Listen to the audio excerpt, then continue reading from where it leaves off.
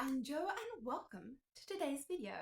Today, I'm going to be talking about tips for requesting book reviews from book bloggers. Okay. Now, this is a topic which I think is very important.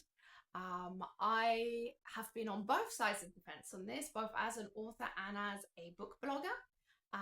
So I can understand the point of view from both sides of this. But I think it's very important because I've seen a lot of posts and things about authors, not being able to get book reviews for their books, or also from the other side of it, about book bloggers being treated badly by authors and things like that. So I've seen it from both sides, okay, and so I wanted to share some tips with you. So tip number one is visit the book blog, okay? Do not send a review request to someone that you do not know anything about at all, okay? Bearing in mind that most book bloggers do it for the love of reading. They're not being paid. You're not paying them to review your book. They are doing it completely for free. It is a lot of work, okay, because they have to dedicate all the time and effort into actually reading the book in the first place.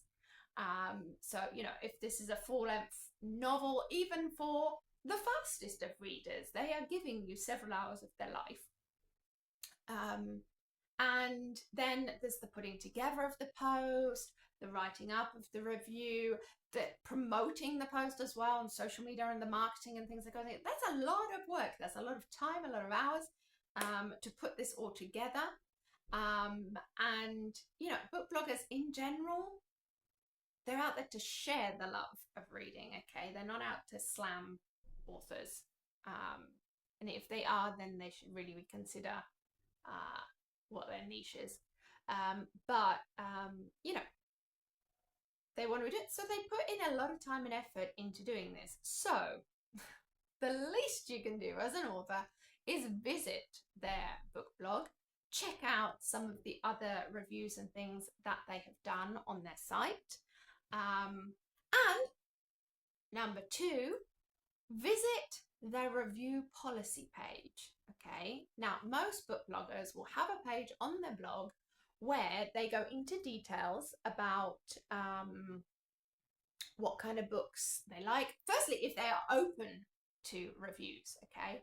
A lot of the time, book bloggers have a huge backlog of books that they're trying to get to, or because of a lot of them work directly with publishing houses and things, so the publishers send them free books to review as well, and they have deadlines for some of those, especially if they're ARC copies, or a lot of them, for example, use NetGalley and things as well to go through that. So anyway, they already have a lot of books on their TBR lists and things as well, and then you add in all the book tours and things like that as well that they're working with.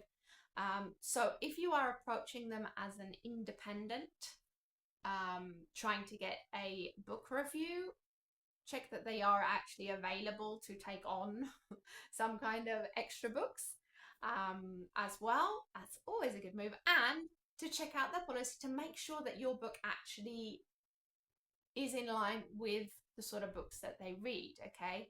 If you have written a thriller and you are approaching a book blogger who is specialized in fantasy books, it's not the right book blogger for your book, okay? They're not gonna want to read your book, at least almost certainly not going to want to, because it doesn't fit into the sort of genre that they enjoy reading, that they want to read, and that they post about on their blog, okay?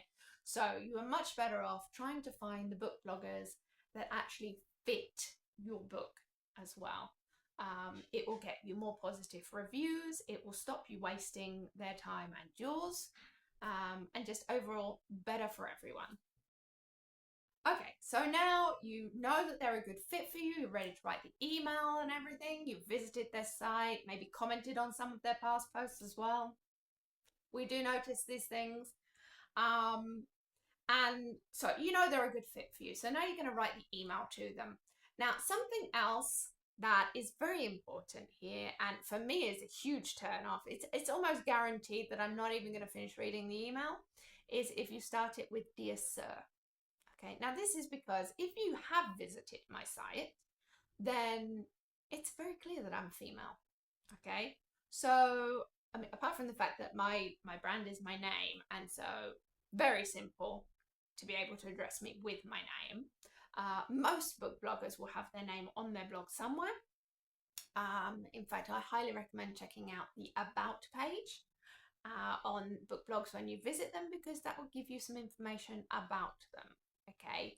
But anyway, on my own blog, for example, I have a picture of myself on there where I am clearly female. If you've read any of my posts and things, it is very obvious that I'm female on it. So if you start your email with "Dear Sir," that's like a big no.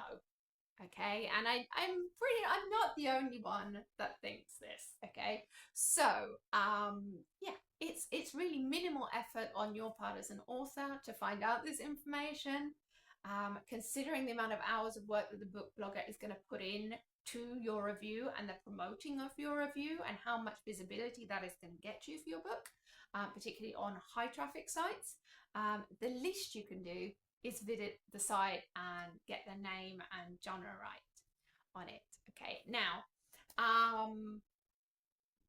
something else that I should point out, this is like as a see, I don't, it's one of those things you shouldn't have to even mention it, but it does need mentioning, unfortunately, still. The fact that when you ask a book blogger for a review, you have no say, none at all, in what is included in that review. Okay? You are asking them for their honest opinion about your book. And as much as your book is your baby and you love it, and you've put all your time and effort into it to creating this masterpiece for the world, no book is for everybody. If you've done your research right into your book blogger, then hopefully you will have found the right reader for your book. But you have to accept their opinion.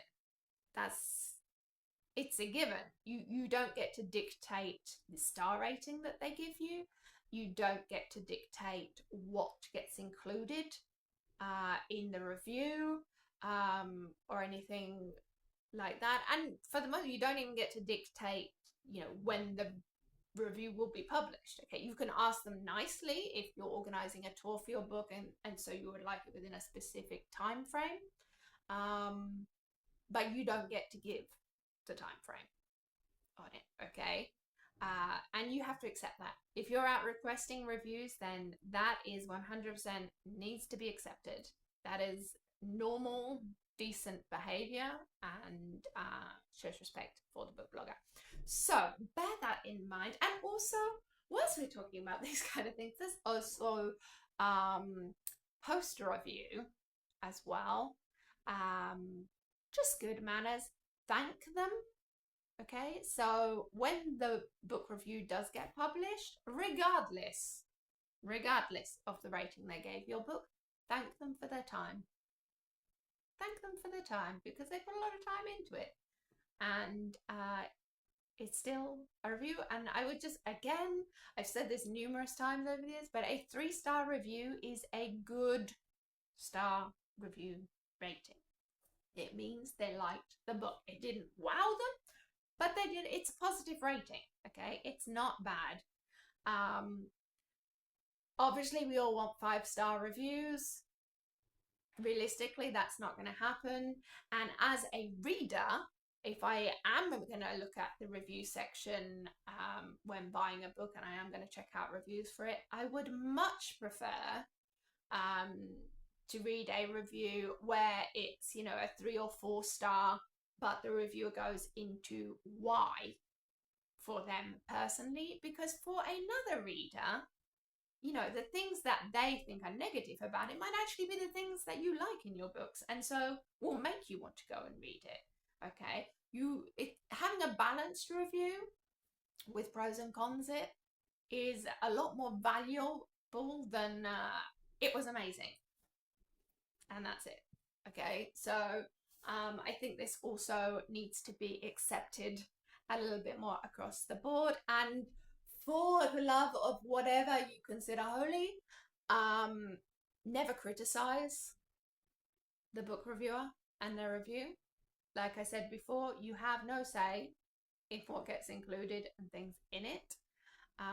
Most professional book bloggers are not out there bashing authors and things. And if you've done your research right and you have contacted the right kind of book bloggers, then you know they're not going to do that. Anyway, so yeah, no negative comments on the review they have given for your book. Just like as a general.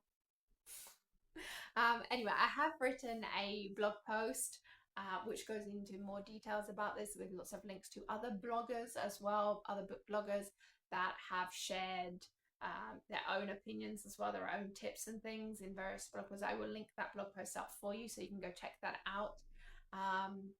But it's very important, and it does make a huge difference to having your book accepted by book bloggers for reviews as well. So anyway, I hope this video has been useful. Thank you for watching, and I will see you next time. Bye.